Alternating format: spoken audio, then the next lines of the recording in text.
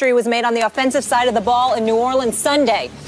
Drew Brees and Eli Manning combined for a single game record 13 pass TDs and combined for 101 points basketball score, tied for the third most points by both teams in NFL history. Stephen A., what was your takeaway from that ridiculous shootout? Honestly speaking, my takeaway from the game, the first thing that came to my mind was both defensive coordinators should be forced to fly a commercial home. They shouldn't be allowed. I thought you were going to say they should be fired. No, because, I mean, obviously they ain't giving up 52 every week or 49 every week. But both defensive coordinators, Spagnuolo and, of course, Rob Ryan, should not even have been allowed. In Spagnuolo's case, don't even get on a team plane. In Rob Ryan's case, you know what? Just make him walk home. I mean, it's like literally, you literally owe your owners a check for this week, you know, because you clearly didn't show up on the job unless you apply for vacation and you tap it onto your vacation. You did nothing. There was no defense. I mean, the Giants' defense yesterday was so embarrassing.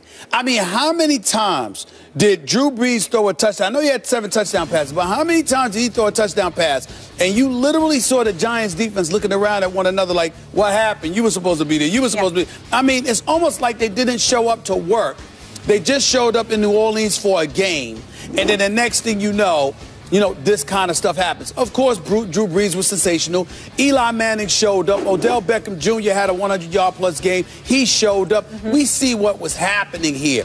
But there was literally no defense. It looked like a Big 12 game for crying out loud. No defense whatsoever. And by the way, Tom Coughlin should be ashamed of himself, too. This man has a defensive background. This man has credentials. He's a 2-time Super Bowl champion. And talk about the identity of the New York Giants. When they won Super Bowls, it was all about their defense. With Parcells, with Tom Coughlin, okay? Led by Strahan or Justin Tucker or these boys. It didn't matter. You saw a defense. Never in my wildest dreams did I think we'd see a big blue team that was so god-awful defensively. I don't care who's hurt.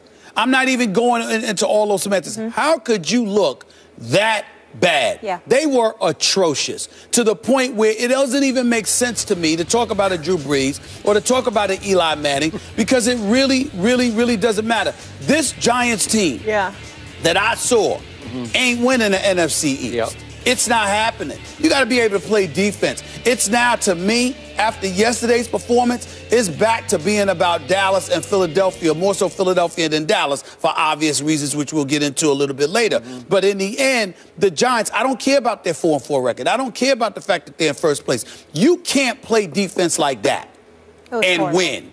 That was just embarrassing. That's all I took from it. I just sat up there and watched. It's like, this is not an NFL game. And if it were college, you're excited about it.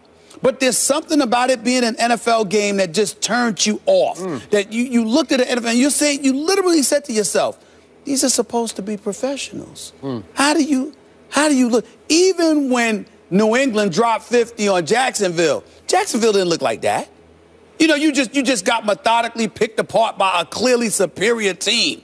No, in the case of the Giants against the Saints, it literally looked like both teams decided not to play defense. The 29th and 30th ranked defense going into it, total. I mean, it's like, I couldn't believe how bad they looked. I really couldn't. Did the game count? Yes. It goes in the standings, It goes in the standings. Okay, I want to make sure of that because you said it didn't look like an NFL game. It did, And by the way, before I launch on this, Molly is threatening to unfollow me on Twitter. I trolled him last night. I thanked the Saints for winning that game for me and my Cowboys, and in it, I wrote Giants in all lowercase letters. And everything like else little in Giants. caps. Okay? Just obnoxious. She's going to unfollow me over it was obnoxious. That's fine. Okay, here's my takeaway.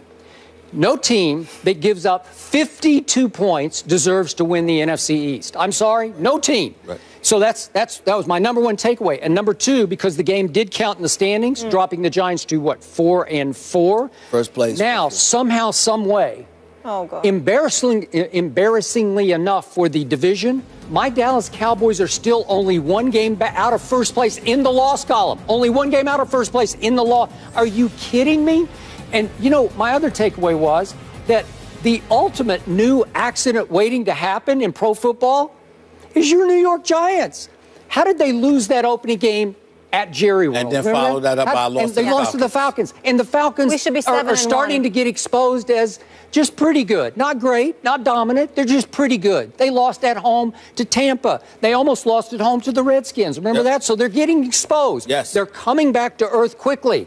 And yesterday, the New York Football Giants managed to blow this game on a face mask penalty by the punter. By the punter. By Brad Wing. The punter. Here he is. He gets a face mask as the ball is fumbled forward. This is Cowboys-esque. This is Cowboys-esque. Yeah. This is old Cowboys. Previous Cowboys-esque. These are the Cowboys you used to laugh at, scoff at, ridicule for being the accident waiting to happen. And now it's Brad Wing. Brad Wing, he gets a face mask, and all of a sudden they've got a 50-yard field goal, and the new kicker hits it, and the game is over. And here's the God's truth of what happened yesterday. Your Giants didn't deserve to win this game because your Giants were 1 out of 8 on third down. In this shootout, they still were only 1 of 8 on third down. And when you look at the total yards, your Giants had 416, which is really good. The other team's got 614, so almost 200 fewer yards do your Giants have than Drew Brees and company, right? Yeah. And the Giants did have 1 defensive touchdown on the fumble return, 63 yards. Okay, so you hang in. That actually put you ahead. But the home team had 2 turnovers, and the Giants only had 1 turnover. Yeah. So I look at what happened. Your Giants were lucky to be in the game, and then incredibly unlucky to blow the game in the end. They come back to the pack.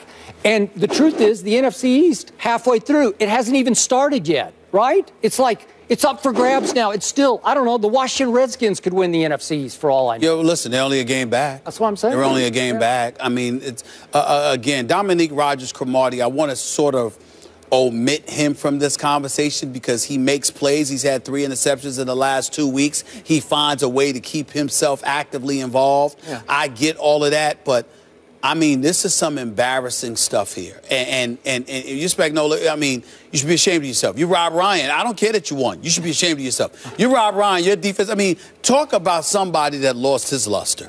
I mean, think about it. Once upon a time, we just sat there and said if he lost some weight and got a haircut, we you know what, he could be a head coach. He could be a head coach. Gotta look the part. Gotta show up to work like a professional. Get a haircut. Go to a salon, or in his case, a salon, not a barbershop, and just get the haircut.